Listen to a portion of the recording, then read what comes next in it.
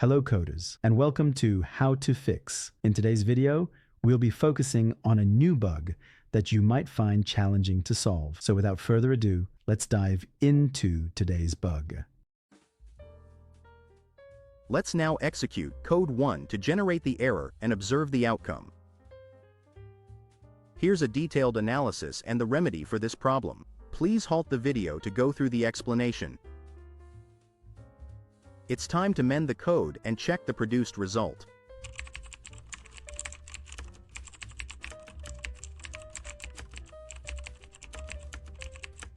And voila! The code is working as it should and our output is spot on. The error has disappeared. That wraps up our video for today.